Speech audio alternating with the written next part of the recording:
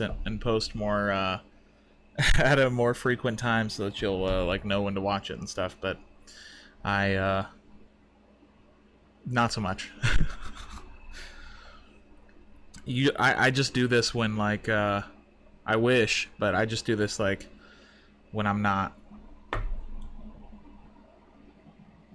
overrun by other shit. I was like, damn, nigga, what you doing out here with all this ass? Double cheeked up on a Thursday afternoon, hella ass, the sun is still out, my nigga.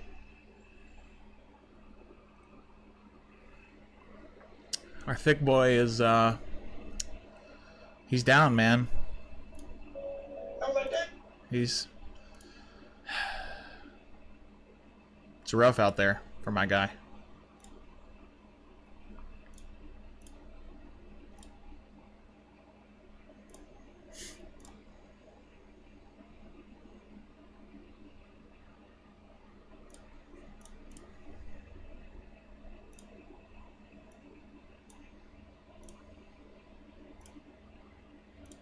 Damn, nigga, what you doing out here with all this ass?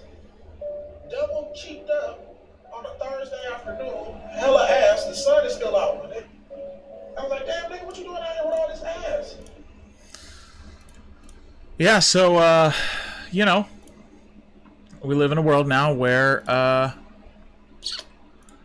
leader is sick. He has the Rona, folks. And in normal times, a clearly unhealthy president coming down with a very debilitating disease would, you know, cause some alarm. And, you know, global stock markets would crash, and you know, the world as we know it would come screeching to a halt. But because it's Trump, we're having a very weird dynamic develop, aren't we? Because nobody believes what this guy says about anything. Right? So you've got half the people who are like, oh, he doesn't have it, he's just using it as a motive, which was my first thought. Like, that was the first thing as soon as I got the notification on my like Twitter feed or my phone or whatever, the little pop-up. I was like, oh, he's making it like he's just being wild ass. Like, he's just doing regular wild Trump own the lib shit where he's just gonna come out and be like, oh no, false alarm, I'm good. But now it's pretty clear, like, somebody near him tested positive. The White House tried to prevent that story from coming out. Then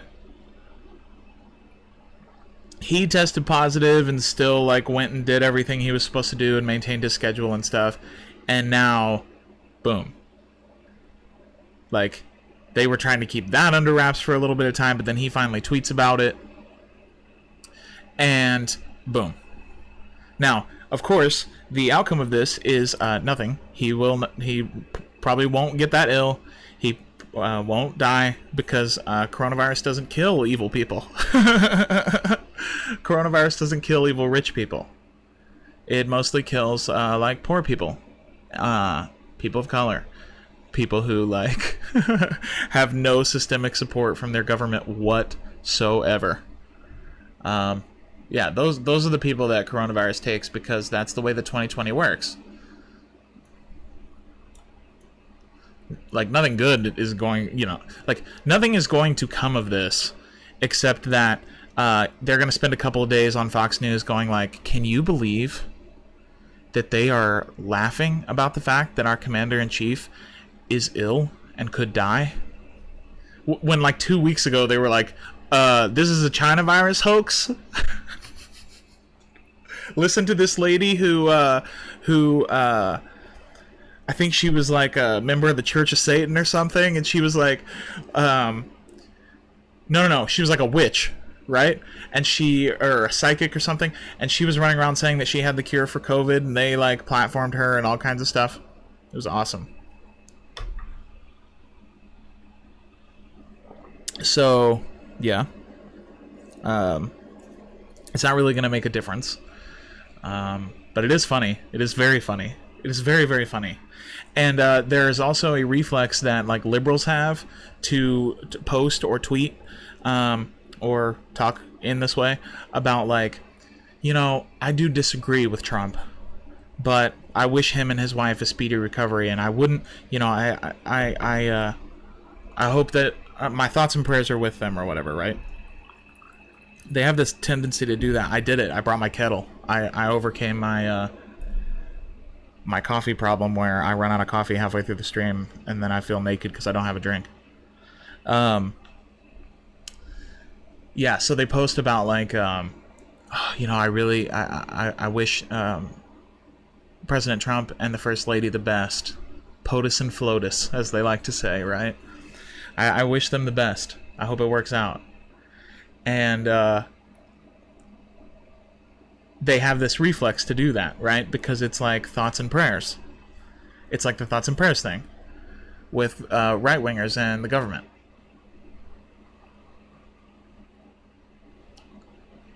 And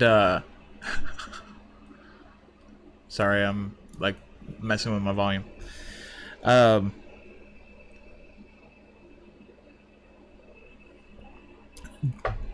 I will not do that. I'm sorry. This man has had zero sympathy for 200,000 Americans who have died. Now, he has gone out and said things like, of course, one death is too much. We don't want anybody to die. Right? But only as a, like, afterthought to the fact that he was running around saying, virtually nobody gets sick. Virtually nothing could happen. You're going to be just fine. Everybody's going to be fine. Most people don't even have symptoms. It's not even real. After several months of saying it's not even real, and it's really not even real, and it's a China virus hoax. And then all of the networks that are aligned with him push that same idea. And so it's very hilarious that we are experiencing the culmination of both left-wing and right-wing, or no, liberal and conservative fantasies at once, right? We are experiencing the apex of their, like the apex of their like desire of how the world should be, right? Because the liberals are saying like he doesn't really have it, he's a liar, it's a conspiracy, or they're doing the thoughts and prayers thing, which is like just holding on to the last chance that like Trump's gonna emerge and be like, you know what, you guys, like, thanks for sending me thoughts and prayers, I really appreciate it. I won't do the most insane shit and the most like crazy conservative bullshit that I can find. And then on the right, you have conservatives who are like, China did this. China came after us, man. It's the China virus. It's hilarious. They are both reaching an apex of like that is going to culminate in the election, because now it's like they're just ready to go. Like the powder has been lit at this point, like a Wile E. Coyote cartoon where he like lights this long ass fuse and then the rocket goes off and it ends up flying back and hitting him. That's exactly what's happening right now. Like the fuse is tss, and the rocket is the election. Like they are going to absolutely explode. They're going to absolutely just lose their minds and explode on both sides, and that will be not funny, but definitely what is the word for what we're experiencing right now? Like, it's funny, but in the darkest possible way. Like, it's funny in a nihilist way. Like, what would you call that? But yeah, it will be incredibly dark and incredibly funny, because it will just be the solidification of the fact that like there's not going to be any change if our conception of politics is just voting for president every once in a while and maybe engaging in a high-profile Senate race or something. Because if anything, this has exposed the last 6 months of news and the last 6 months of events have exposed the fact that government is largely done at the local level. Now, you might have known that. I knew that. And right-wingers know that. But there was a pretty large section of the voting population and that tend to vote Democrat, right? Now, they might have voted for somebody like Romney, maybe, because Romney was like a gentleman and very like well put together, and you know, that was still the time that like a moderate conservative was considered a thing. Maybe they voted for Romney, or maybe they maybe they voted for like, if they're old enough, Reagan or something, right? Maybe. But this sector of the voting population was basically, trying to figure out how to put this. They had this illusion that you could elect a charismatic leader, right? Somebody like Barack Obama or somebody like Bill Clinton to the highest office. That the White House was the whole game. That doing presidential politics well and putting together a very good package as far as a president goes, how they should look, how they should sound, how they should speak, how they should talk to voters, how they should message, right? How their campaigns should be run, who they should have around them, what their financial policy should be, all that sort of stuff. There became a cottage industry around Democrats building that, right? Now, of course, Democrats had a few lower-level figures over the last 30, 40 years that were notable, of course, right? I mean, Harry Reid, Nancy Pelosi right now, for better or for worse, Chuck Schumer. Like, these people are, of course, national figures. People know who they are. But not really for the work of the Democratic Party. It's mostly because Republicans have spent their time running against these people by name. Even if they're not in that district, they use them in their ads and say, like, I'm running against my opponent who supports Nancy Pelosi's radical agenda, blah, blah, blah. And they get elected that way, right?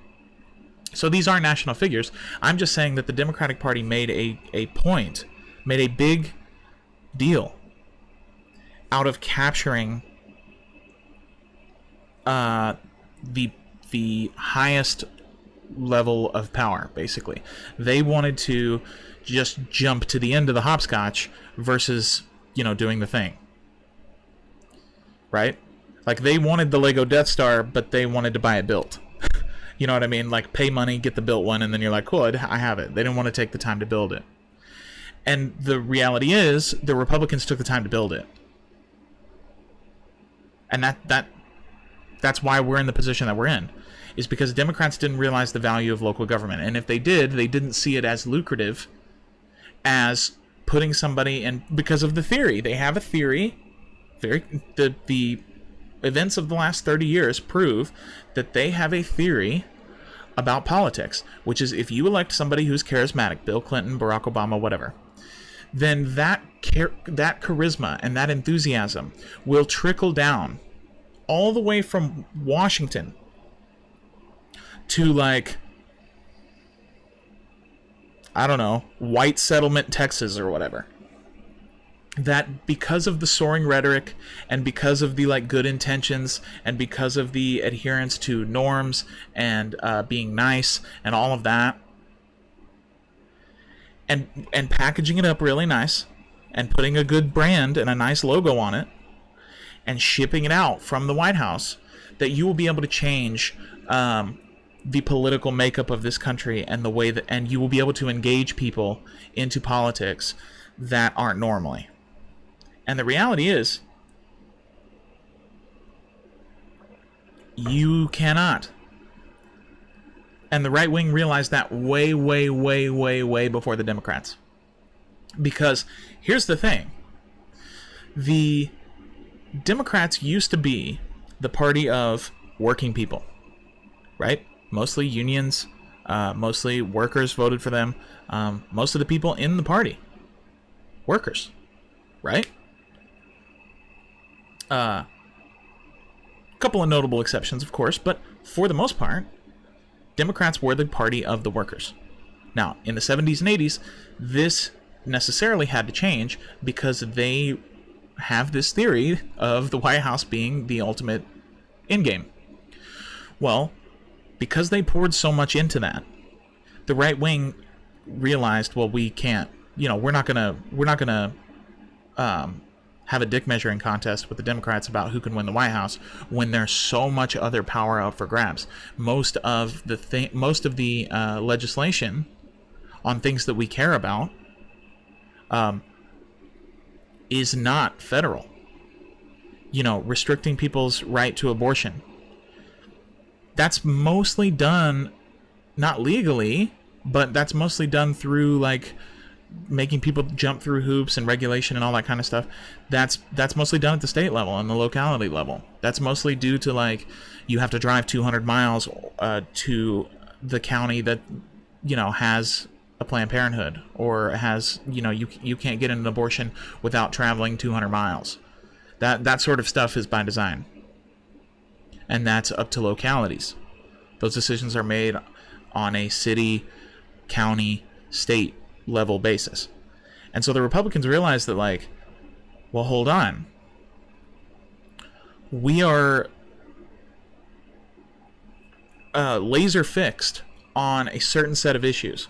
Things like abortion, things like gay marriage, things like trans rights, not so much then, but of course now, things like segregating schools, I mean, that sort of stuff. And they realized, with the help of, ironically, Republican women, because Republican women were extremely influential locally, because these are Republican moms who stay at home with their kids all day, and they worry about the culture war because, they're not praying in school anymore, or can you believe they're teaching sex ed to 8th graders or whatever. That sort of stuff is very powerful locally. And so the Republican Party realized that the road to actual power and the actual ability to govern the way that America runs is through localities, but also the courts. And while the Democrats were so focused, so myopic about capturing the White House and maybe a couple of key Senate races, or Speaker of the House and a Senate Majority Leader here and there and all that kind of stuff, but they were so preoccupied as a party on getting people into the White House so that they could promote the brand, right, that they cut their own legs out from under them. And while they were looking that way, the Republicans were over here changing the country against the will of the people. Again, the entire theory of this stream is like, if it were the will of the people that we should restrict abortion, or that we should be in these wars, these endless wars, spending endless amounts of money on defense, or if we were, as a country, supporting private health insurance, or the way that our healthcare runs, or the way that our education system runs, or any of these things, if these were popular programs, banning gay marriage, if any of this was popular, then I would not be saying this. Now, I would still be saying, like, wow, it's really effed that all of that stuff is popular. But at least the politicians that are in charge are doing the things that are shown to be the will of the people, and I would work to change people's minds about those things. But that's not even the case. The case is that people overwhelmingly support all those things. People overwhelmingly support Medicare for all. People overwhelmingly support free college. People overwhelmingly support ending the wars. And on and on and on and on. Every single issue. Right? Every single issue. And so the reality is, what I'm pissed off about is that, like, the Democrats missed an opportunity, and are missing it still, to literally take political power in this country for the next 30, 40, 50 years in the way that the Republicans have over the last 30 or 40 years. I mean, think about it. Since probably the 80s, right? Maybe a little in the 70s also, but definitely in the 80s. Starting then, this country started to shift to the right, starting at the local level and starting in the courts. Now, it worked its way up with people like Reagan and people like Bush. Maybe not H.W., although, nut job, of course, but as they all are, but maybe not inclusive of him with this ideology, but definitely George W. and definitely Trump. So they, and by doing that, they de facto have run the country for 30, 40 years at this point.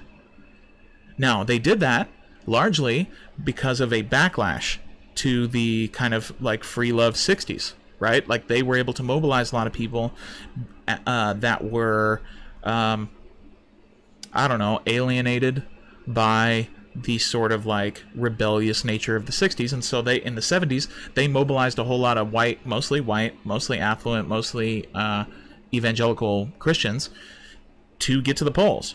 They largely did that by lying about what the Bible says about abortion and making it an issue of a woman's right to choose. But still.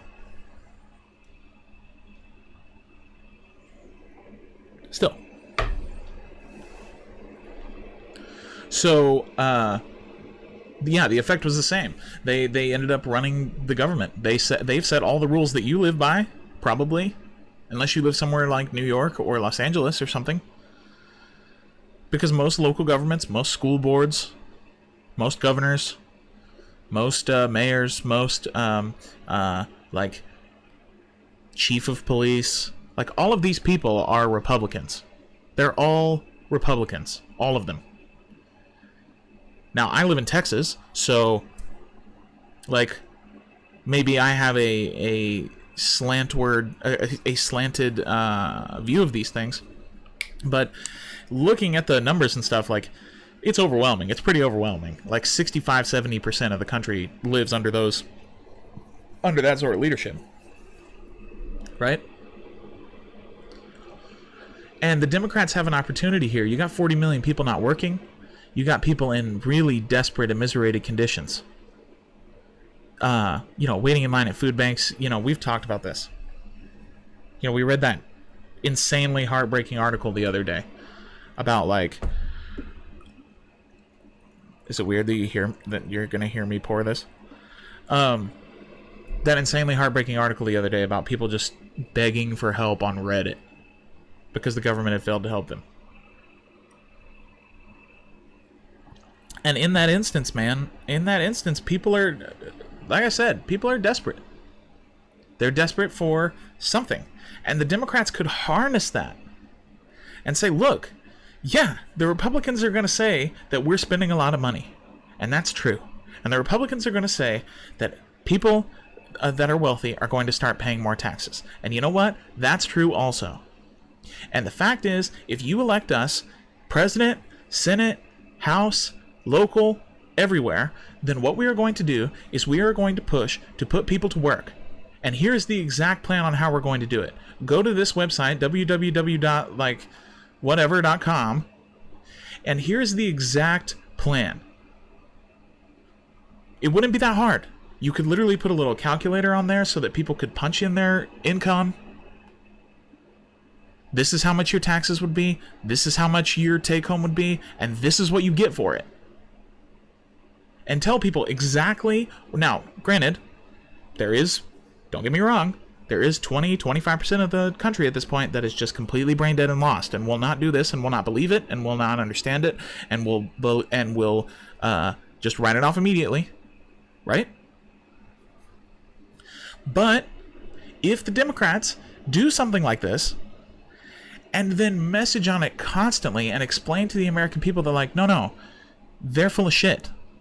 We're trying to do something, and they are stopping us. And here are the receipts, and we're going to be for real with you. If they were authentic and real and told people what the hell was going on, versus like, well, my Republican colleagues and I disagree. No, they are fucking goblins who are trying to stop us from providing for the American people. And here's the receipts. But they won't do it because civility and decency and whatever. Norms. And if they seized on the opportunity to create an economic plan that would revive this country after devastating and impending doom that is going to come out of this coronavirus shit, and they would come up with things like run on things like a jobs program, a Green New Deal, Medicare for all. Take your pick. Simple things like abolishing the Electoral College, providing homes for homeless people. Like, just basic shit. How about eliminating all medical costs associated with COVID-19? How about instituting a universal basic income for people so that they are actually incentivized to stay home? Because the dynamic of the stay-home order, people kept saying, like, well, it's never going to work because people want to go out. Yes, that is true. But there are a lot of things that people want to do there are a lot of things that people might not want to do, but we get them to do it in society by incentivizing them. There's data on this. So, for instance, the earned income tax credit, right? Or the tax credit that you get, right? The earned income tax credit is the tax credit that you get for being married and having children, I believe, right? Under those circumstances. But maybe it's just having children. Yeah. The earned income tax credit, right, exists as a tax credit for families with children, dependent children. And it allows a lot of people to get an actual tax return that they can spend.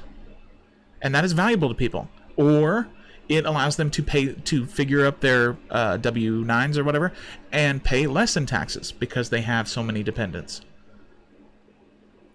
Either way, that's money in people's pocket. People see that as a financial benefit, right?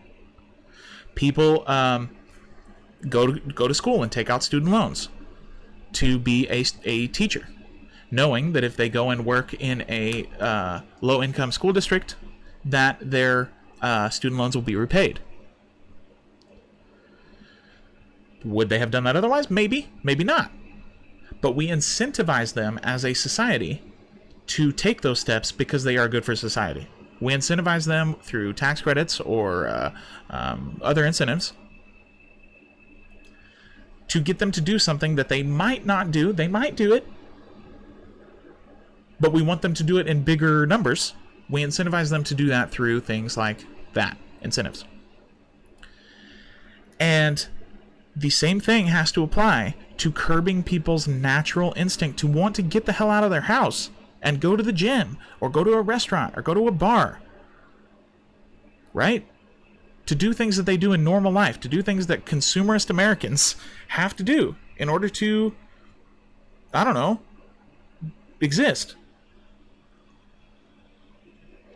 Right? And in order to incentivize them not to do that,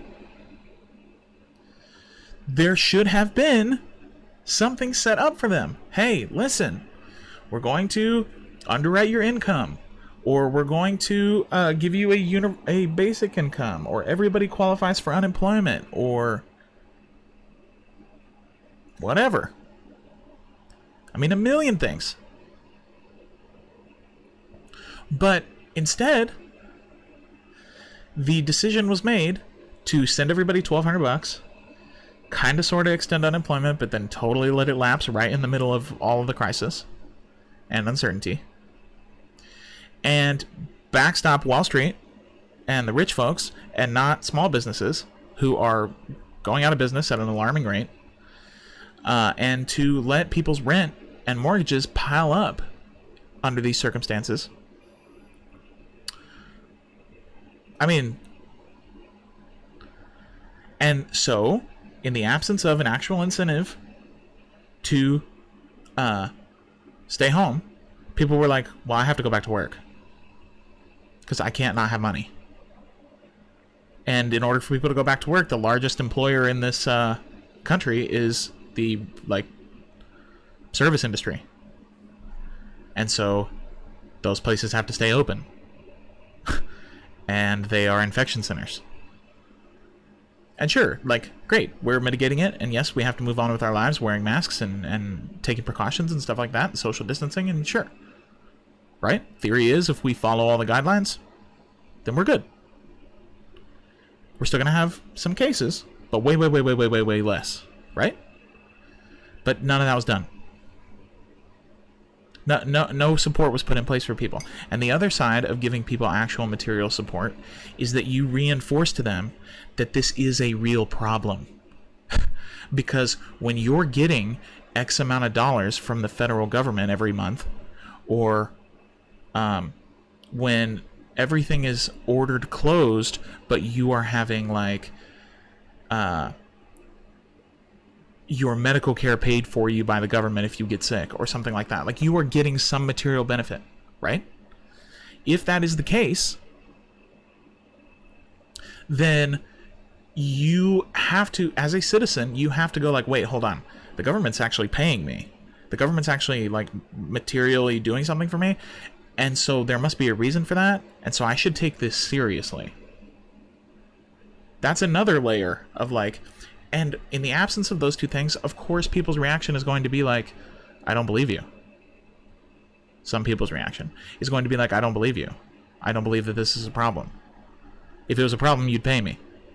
And also, I can't afford for it to be a problem because I need money. So I have to go to work. But thanks.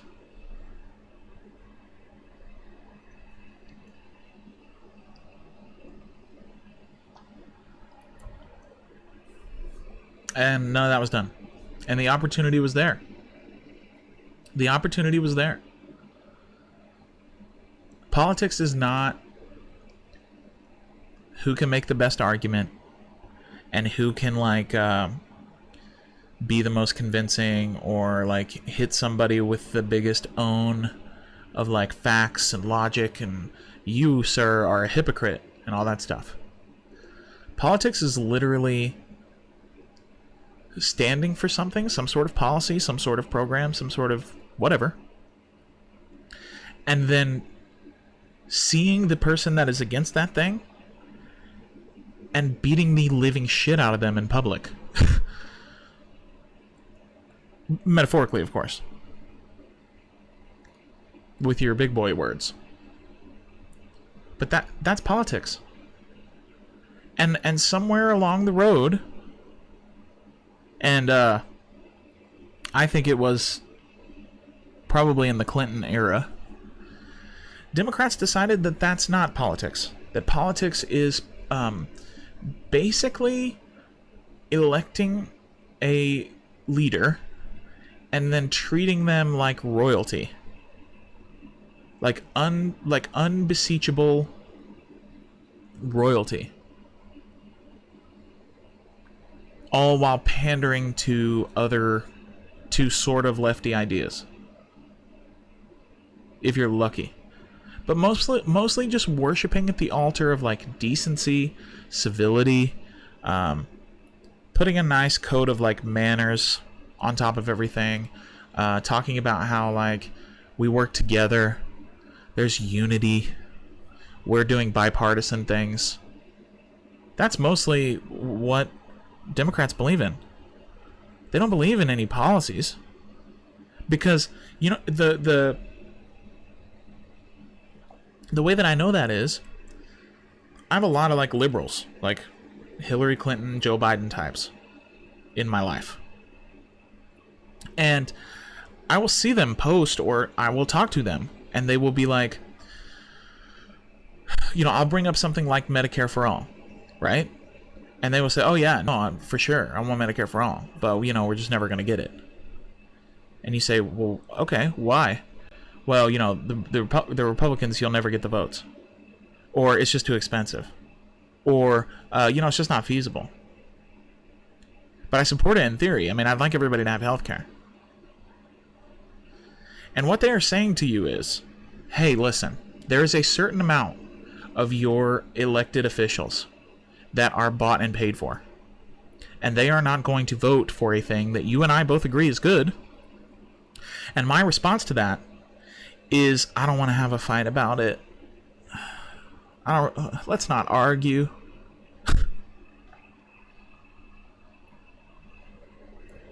Whereas my response to it is, let's argue. Let's have a fight about it. I disagree with you. You are a bad person. You don't want people to have health care. And I think that's a pretty disgusting position. And so, let's argue. Let's talk about it. Let's have a public debate. Let's use our positions of power, if we're people like the president or an elected official of any kind, to support ideas that help the mass majority of people and stop the just blood-sucking capital class from extracting as much wealth as possible from regular people and just like bathing in it, or like using it to buy like baby slaves or something. Like these are basic tenets of how to run a society, how to govern. I stand for something. I stand for it so much that I decided to run for public office. And then I get to public office and I go like, well, let's not argue about who shall whom. No.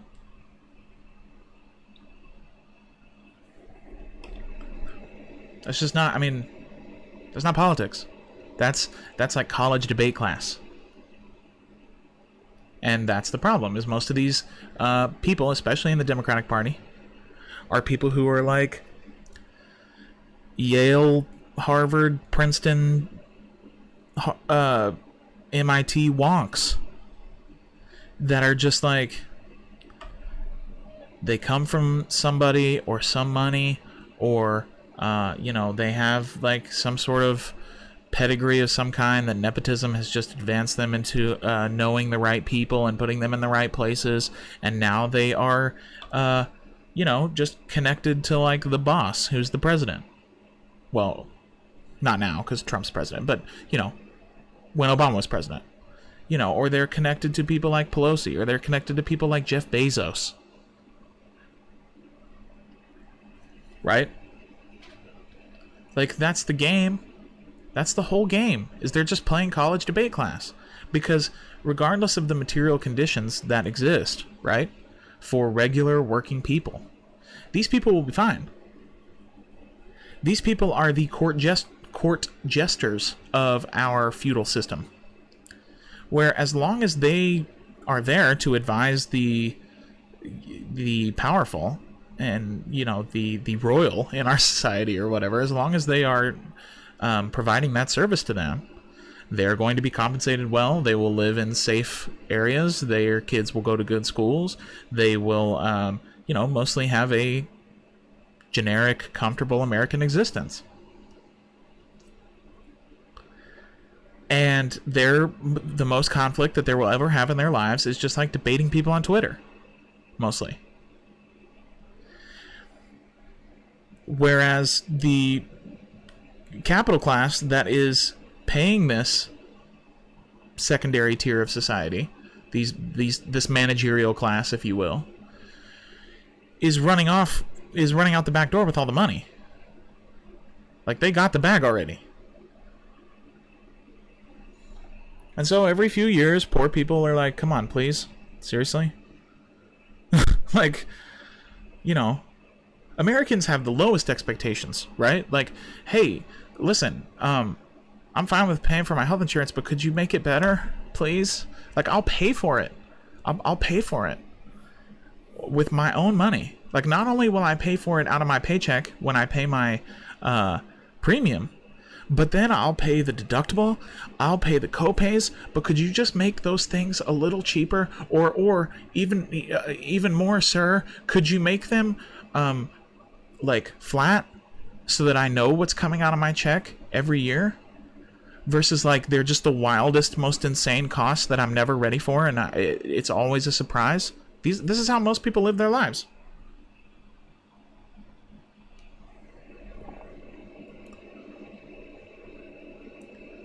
And they, every couple years, 2, 3, 4 years, they come out in a big Senate race, a big House race, sometimes like a governor's race, depending on the state, or the presidential race, and they yell at people on Twitter, and they post on Facebook, right, about how, like, the managerial class, I mean, about how, like, listen, no, this is life and death for you, and you just can't possibly see it, but this is life and death. If you re-elect Trump, or if you elect Trump, or if you re-elect Bush, or if you don't elect Obama, then life is going to be worse. And the material conditions of most Americans are starting to get to the point where they're like, so fucking what? They're really bad already. Who cares? What's worse? And really, I think that there's an interesting, like, nihilist dynamic that's developing among average Americans, which is like, hey, yeah, it's going to get worse, but the worse it gets, maybe the more they'll be forced to help. People are that desperate.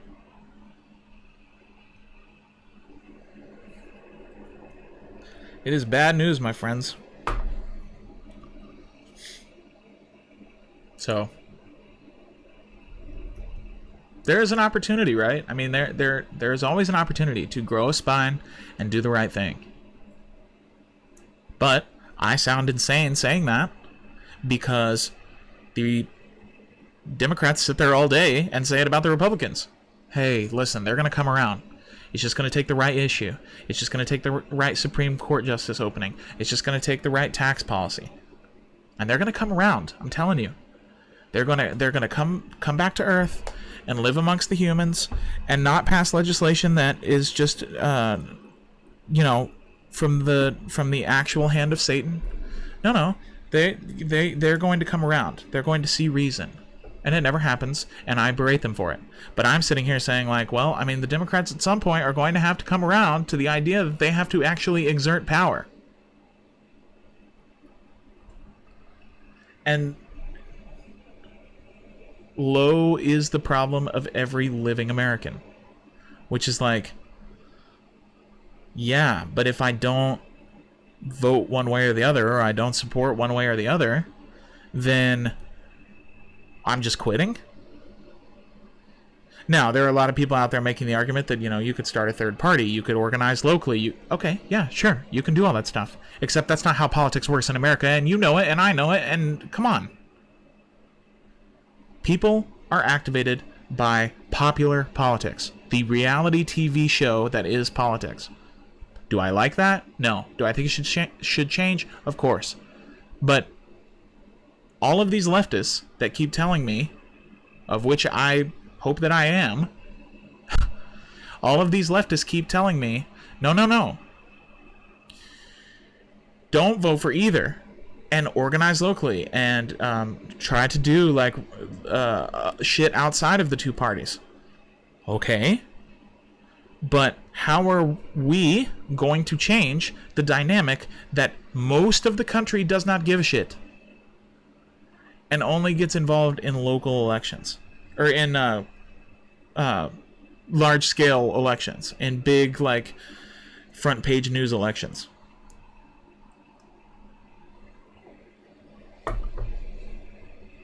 Now, if you can explain to me how we're going to get past that, then we probably need to have a conversation about how you're not going to get absolutely hammered on by the infinite amount of money and power that both parties have. But I'm on board, right? Like, I get being mad at Bernie because he's full-throatedly behind Biden. I get it. I get it. But there was a clip. Here, let me see if I can find it, actually.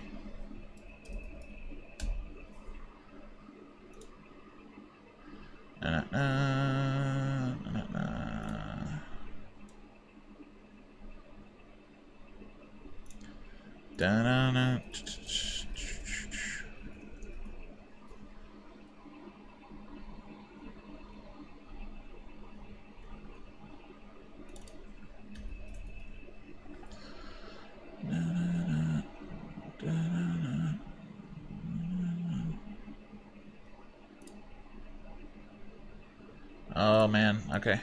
It's alright, we're gonna do it. Don't you worry about it. 30s have had to move. So you can hear it, but I can't hear it, so hold on. Because I gotta find the specific spot where she talks about this. Experience their material conditions from the road. Why should I bother? Okay. Way to make sure that he... Alright. Check this out.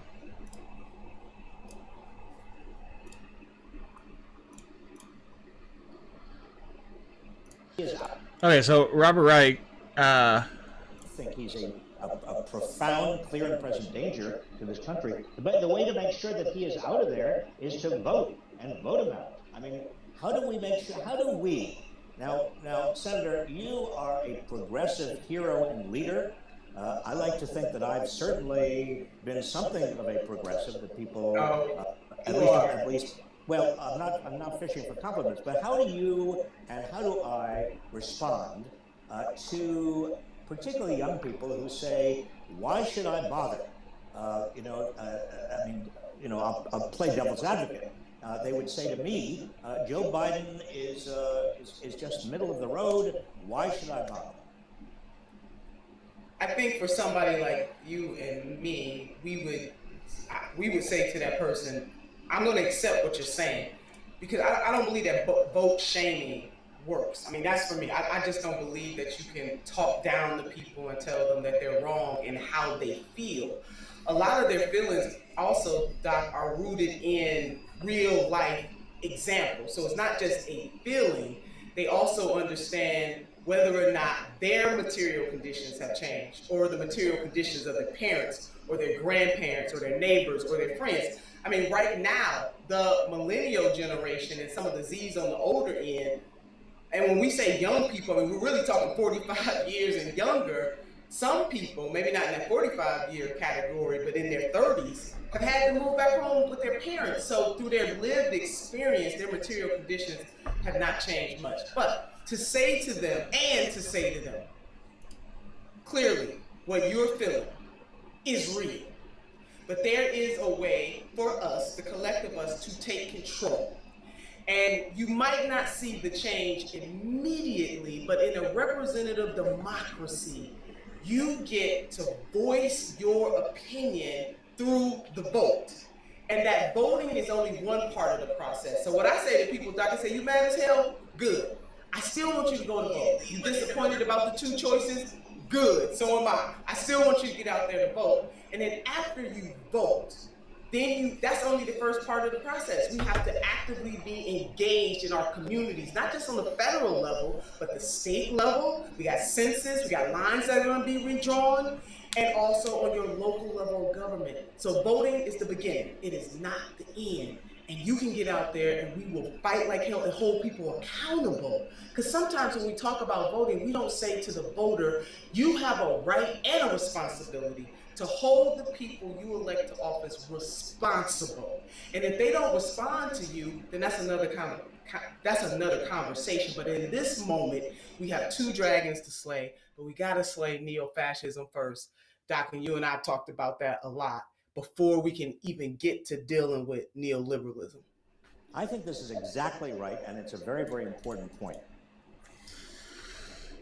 I mean, that's the ball game, right? That's the whole ball game. That is the end-all be-all of left politics. I'm sorry. Nina Turner's absolutely right. She's absolutely right. What are you going to do if Trump is reelected? How do you get Medicare for all? How do you get it? No one is going to hold Trump accountable, clearly. The only way to hold Trump accountable, right, is if he's not reelected. If he is not held accountable, or if he is reelected, then he has, by definition, not been held accountable. And it's very clear that they're not going to impeach again. They're not going to do any of that crap. And even if they do, it'll be turned into a circus and mean nothing. So who is going to hold Trump accountable? Nobody. But if Joe Biden is elected, guess what? He can be held accountable by people within his own party publicly. Now, if he's criticized by somebody like AOC or Bernie or Nina Turner, you could argue that there's not going to be a ton of media coverage about it. Okay. But the people who follow these people are not the people who watch CNN, waiting for them to pick up on these sorts of comments. And the farther along that we get, the more accountable that you can hold Democrats when they are in charge. Now, it's not very accountable. I'm not saying that you can be, that you can change the world in 5 minutes by holding them accountable. Of course not. It's going to be a trudging battle, even with these asshats, right? Even with the Biden train, it is going to be a hard-fought battle. But there is no battlefield at all if Trump is president.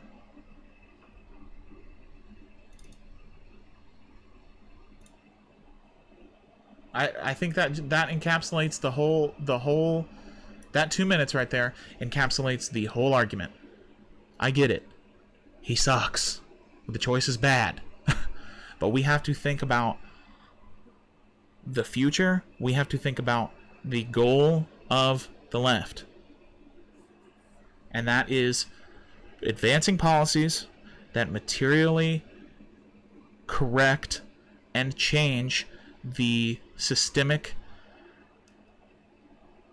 oppression, impoverization, and sickness that is affecting working people in this country. And by working people, I mean people that make less than $60,000 a year, maybe, depending on where they live. Middle class people. People like teachers.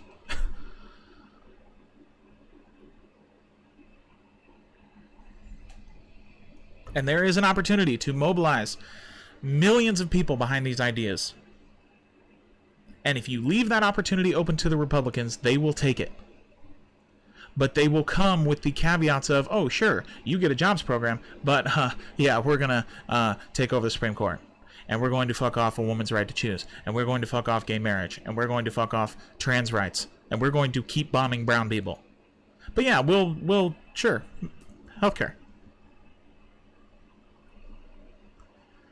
Like, a decision at some point is going to have to be made on these issues because the dam is going to break, and at some point, in order for the United States government to exist, it is going to have to provide these things. It may be today, it may be 50 years from now, but at some point there's going to be a crisis point where people are going to demand these things, or else. Right? And if you leave that door open to the right wing, you will live in a fascist country, but everybody has health care. Or a fascist country where everybody goes to college. And with the Democrats, maybe a little less. And that's the whole ballgame.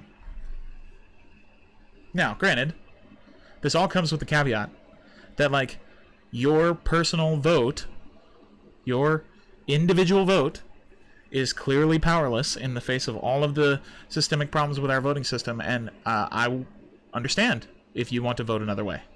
I'm just justifying my own decision and giving you the insight into how I feel about voting, because there has to be a strategic way of looking at these things. So that's it. See y'all tomorrow. Thoughts and prayers